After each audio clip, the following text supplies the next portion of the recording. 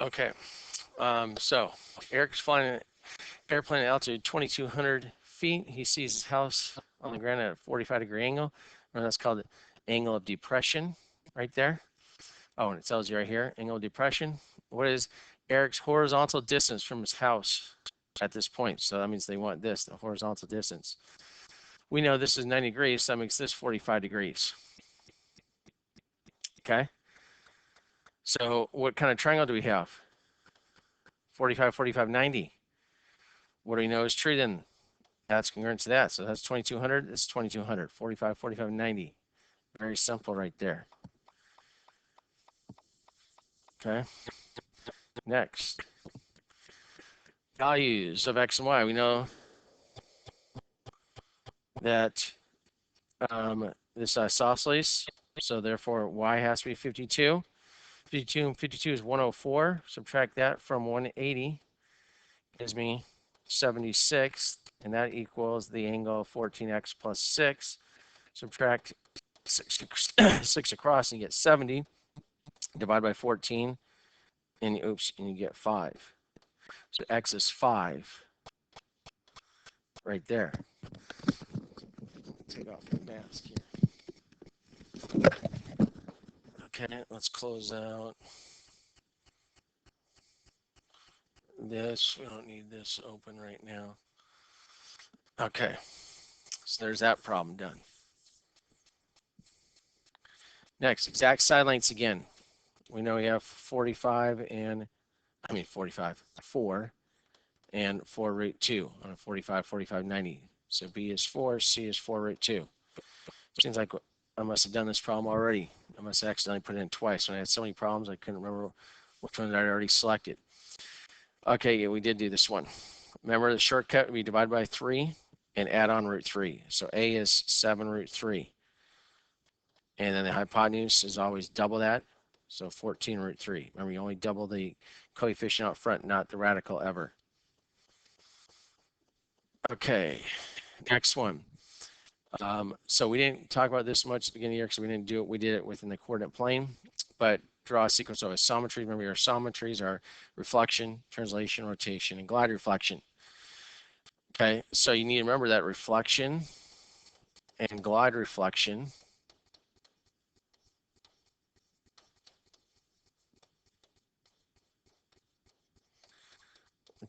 switch orientation. Remember, orientation is clockwise or counterclockwise.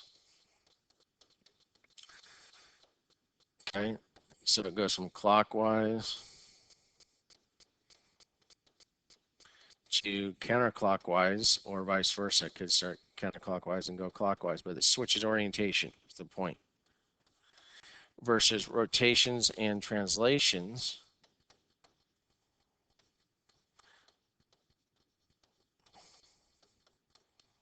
Keep same orientation. Remember, the whole point in doing this is to eliminate 2 of the 4 right away by checking the orientations. Okay, so if I go A, B, C, that is counterclockwise versus A prime, B prime, C prime is clockwise. So that's switched orientation. So it tells me it's either a reflection or a glide reflection.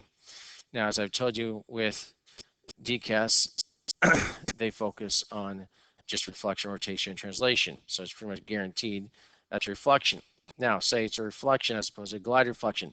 How you can guarantee that's the case, I take 2 corresponding points, A and A prime, find the midpoint. You can use a ruler if you wanted to. Find the midpoint. Do C and C prime, find the midpoint. And I draw a line through those 2 right there. And then they should reflect, as you see right here, right onto the other. If it happens like that, then that took only a single reflection.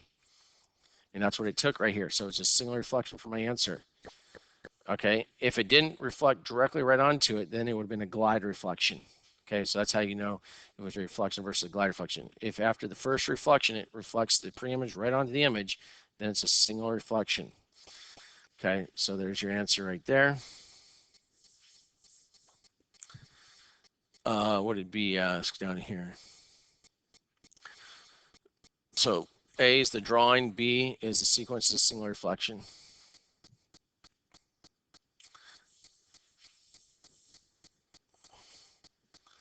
All right, tell whether it's an isometry or tell whether the diagram shows an isometry or a transformation that is not an isometry. Okay, so remember isometry means, another word for that is rigid motion, and that means both those are congruent, which means same size and shape as the simple definition. Okay, so are they same size and shape? No. So I'm not going to fill it in. We'll just verbally say it. Not an isometry. Obviously, one is bigger than the other. B, not an isometry. One's bigger than the other. And C, yes, it's an isometry. You can see just a rotation on that. Okay. Next. What are the rotational symmetries? That's plural.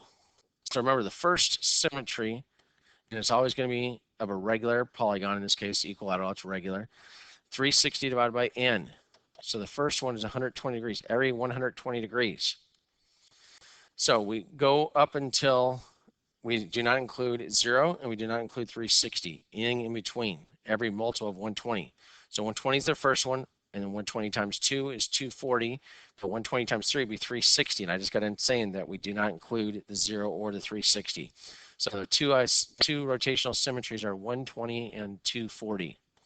I had only talked about, for this class this year, we only focused on the first one, which is the smallest one, which would have been 120, the 360 divided by n.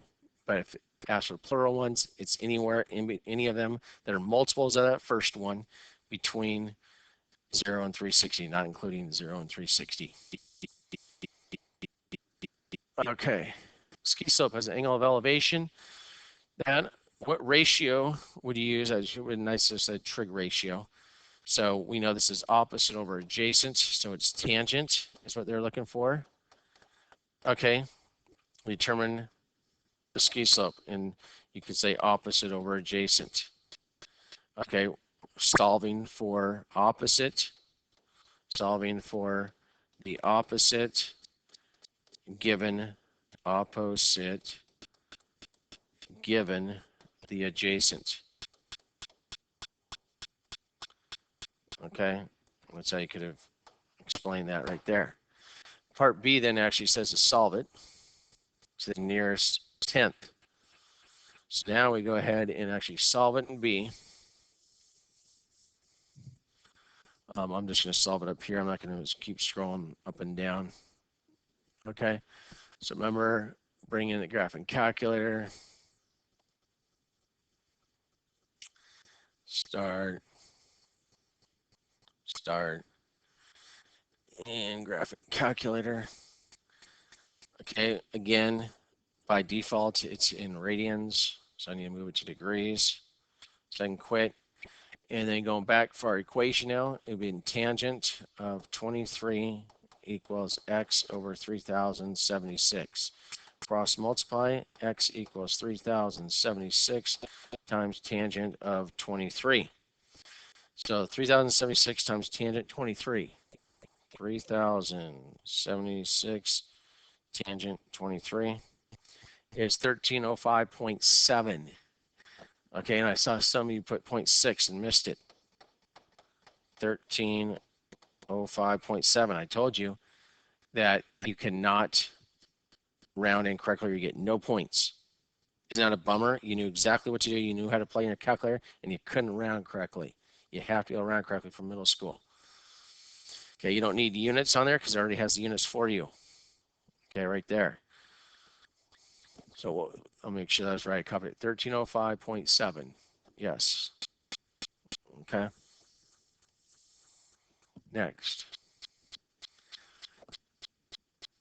All right. What's is the measure of angle A for each triangle? So that means theta is A. Again, we have opposite and adjacent, the hypotenuse. So it's opposite over adjacent.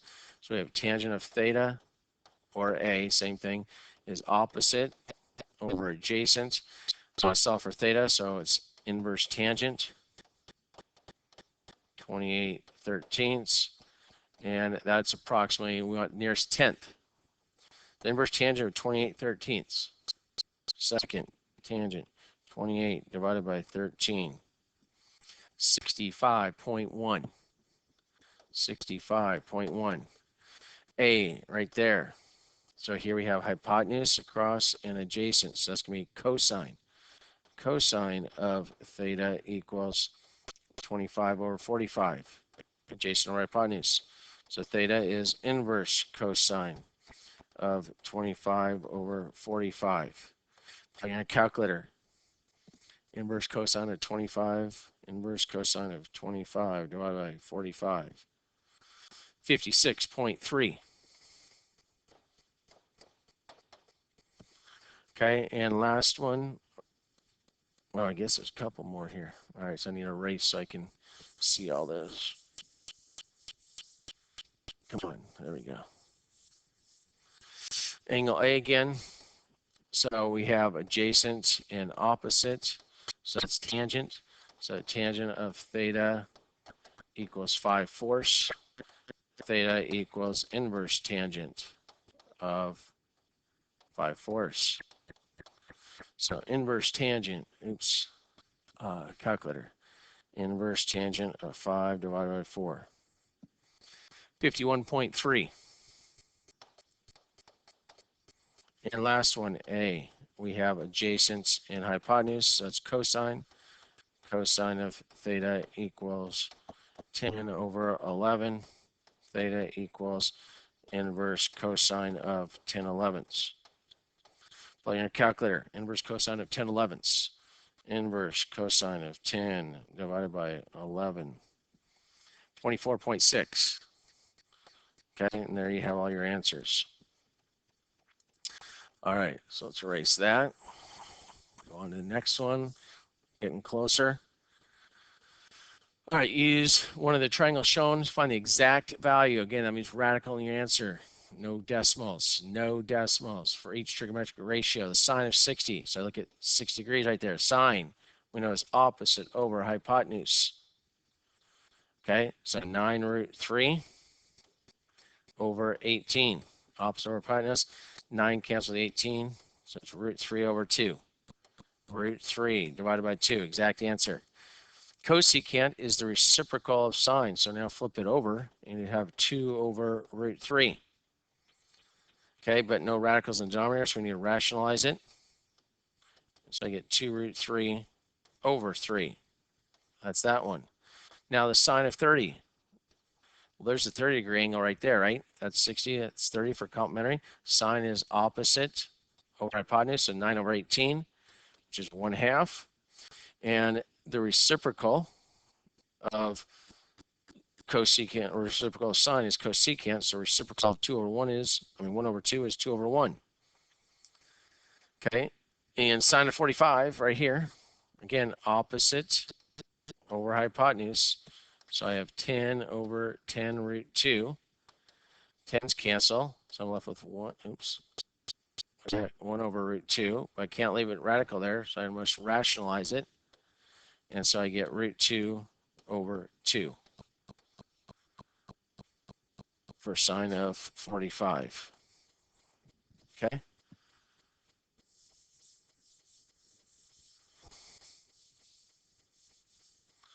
All right, next. What's the area of the shawl rounded to the nearest tenth? Well, we have an isosceles triangle. So therefore, these have to be the same. Base angles, isosceles triangle theorem. If that's 140, I have 40 left, which makes each of these 20 degrees. So I have 20 degrees. So now I can split that, and it's isosceles triangle, so we know it's also an angle bisector up there, which makes that 70, which makes sense. Since this is 90 here, and that's 20, and 20 and 70 is 90.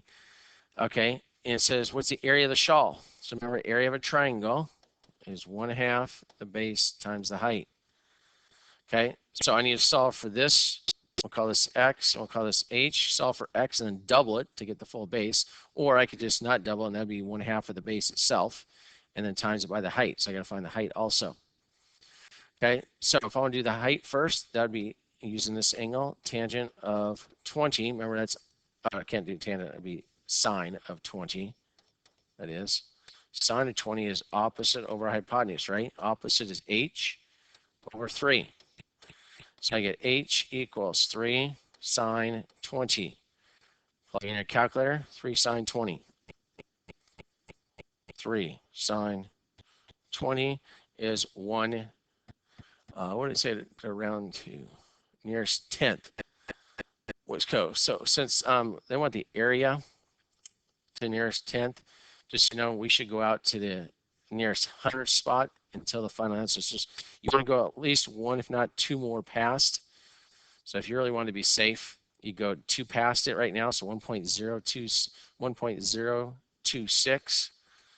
So we would say the height is approximately 1.026. Okay, 1.026.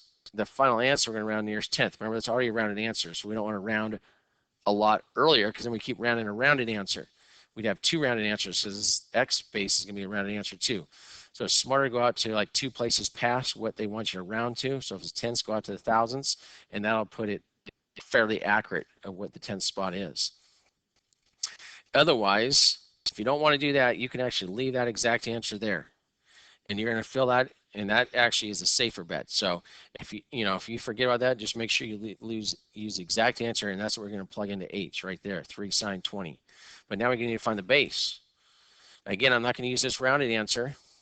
Okay, I'm going to use this and the hypotenuse. So that's adjacent over hypotenuse. That's cosine. So the cosine of 20 equals x over 3. So x equals 3 cosine 20. That's the exact answer. Okay, that's for only half the base. So that's for the entire half base right there is 3 cosine 20. So now I'm going to do 3 cosine 20 times 3 sine 20. Okay, I'm going to type that in my calculator.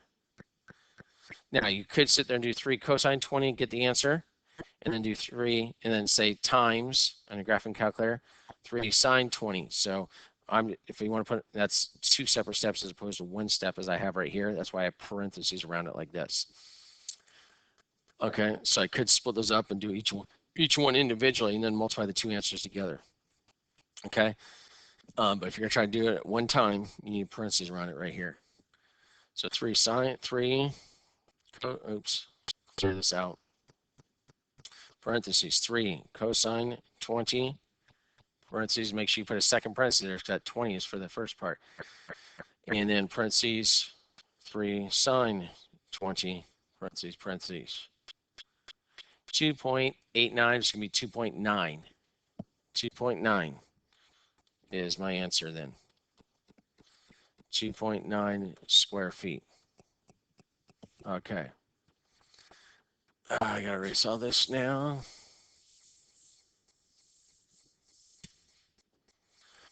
All right, ratio of vertical to horizontal. Vertical ratio is a fraction to horizontal. I don't know why people have trouble with that. Vertical is 5, horizontal is 45. I must reduce. It tells you even right there, fraction of lowest terms. That's 1/9. Should have been easy. To satisfy the requirements, the ratio of the sunrise to run for the wheelchair cannot exceed 1/12. Well, isn't 1/9 already greater than 1/12? Okay. And the rise cannot exceed 30 inches. Okay. The rise is not 5 feet. 5 feet is 60 inches. So it failed both ways. It exceeded the 30 inches, and 1/9 is already greater than 1/12. Okay, so it's no, it does not. And then C, what is the angle of incline for Trevor's ramp to the nearest 10th? So now you're using your trig. They want you to find this theta right there.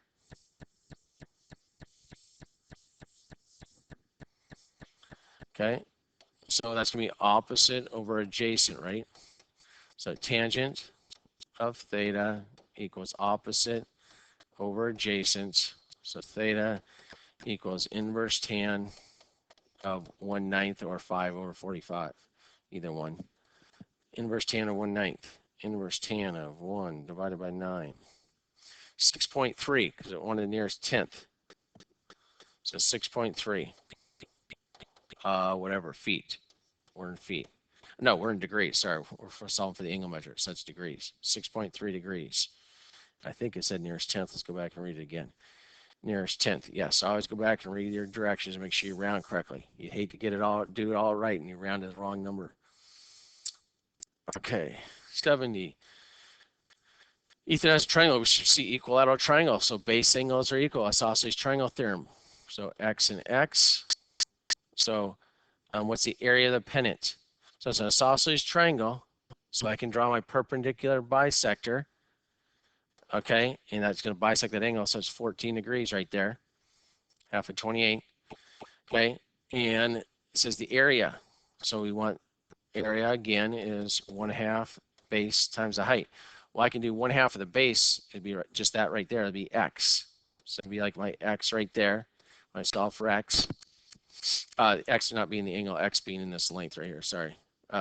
So we'll call it y, since I already have x's there.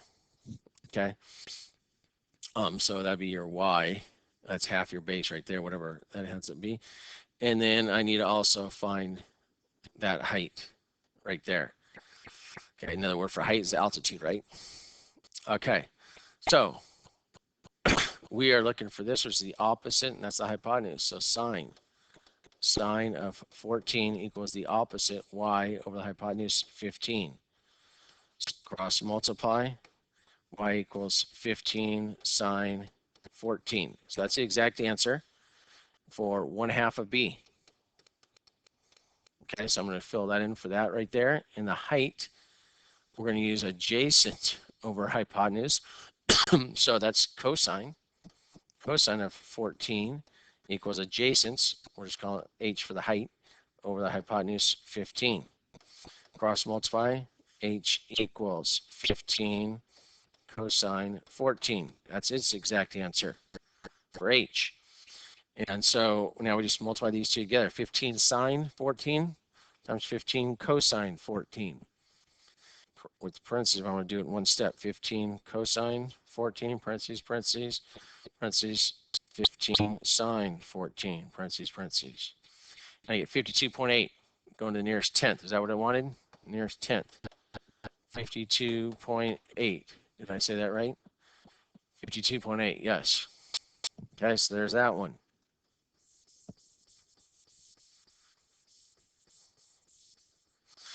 All right. Here we have a circle again. Put them together, right, in standard form. X squared plus 8x plus blank plus y squared minus 8y plus blank equals 4, because I'm moving the 4 across, so it becomes positive 4 plus blank. Remember, this is half of b, so it's 4 squared. We'll change the color here to 16 now, and negative 4 is just half of b squared is also 16. That means I added 32 to it. Okay, so now I have x plus 4 squared. I'm just dropping this down, plus y minus 4 squared equals 32 minus 4 is 28. So we know that's that answer. Center, opposite, opposite, negative 4, positive 4, and the radius, again, exact answer because it's telling me around, so that's going to reduce down to 2 root 7. 4 times 7 is 28, so square root of 4 is 2. Okay.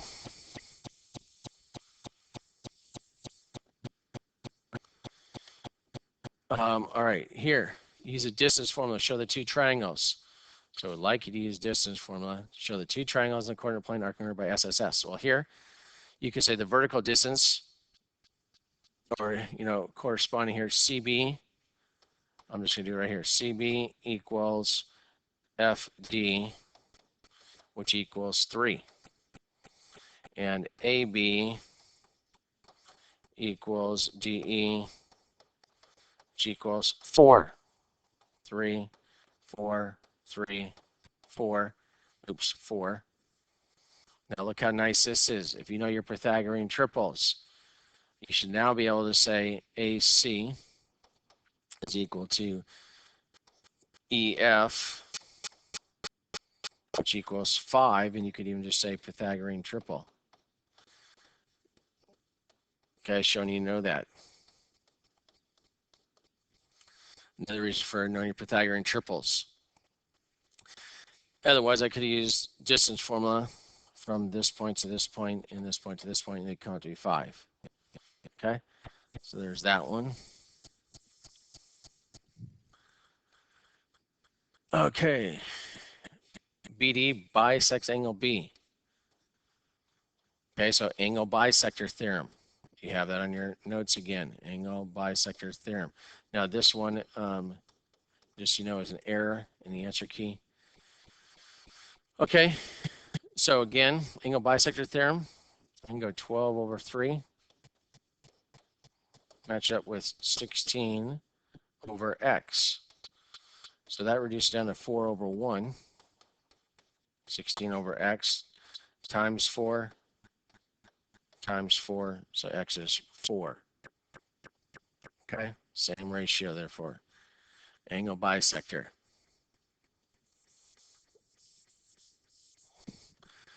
All right, next. Angle L is congruent to angle O. Again, you'd want to draw this on your own. M is to P. And what additional piece to make the two triangles congruent by ASA? We did this worksheet. You had a quiz. ASA. There's my ASA. There's my ASA. So I need ML, segment ML. You'd write segment because you can't get a segment bar. And the segment ML is congruent to PO. Make sure you put in corresponding M, match up with P. See 2 arcs, 2 arcs, O, 1 to 1. Okay, that's the additional piece. Next, we have an isosceles triangle again. So 180 minus 64 is 116 divided by 2 is 58. So x is 58 and 58 there. Since that's 90 total, 90 minus 58 is 22. Oops, that's 32 for Z. And then this would also be 32 because the big triangle, we have a right angle here and 58 out here. So that makes these have to be complementary. So that has to be 32 as well. Okay, so X is 58 and Y and Z 32. Okay, and you just circle those ones or choose those answers. Next, triangle BAT has that. Which of the following describes BAT? So I would plot them. -3, 0, 0, 3, and 3, 0. Okay, well, you know that's the same distance, 3 and 3. Okay, there's a right angle there. That's 3 and 3. So I should know this is 3 root 2. 3 and 3 here, so this is 3 root 2 because it's a 45, 45, 90. It's an isosceles right triangle. So isosceles right triangle right there. You should recognize that. Okay, next. Almost done. Where the coordinates of O, such as quadrilateral LMNO, is a square. Okay. So I can use slope. I say 1, 2, 3, 4, 5, 6. Left 1. So it'd be 1, 2, 3, 4, 5, 6. Right 1. No, same thing. Left 1. 1, 2, 3, 4, 5, 6. Left 1 right there. And then that would create a square. So what are those coordinates? -2, 1. Okay.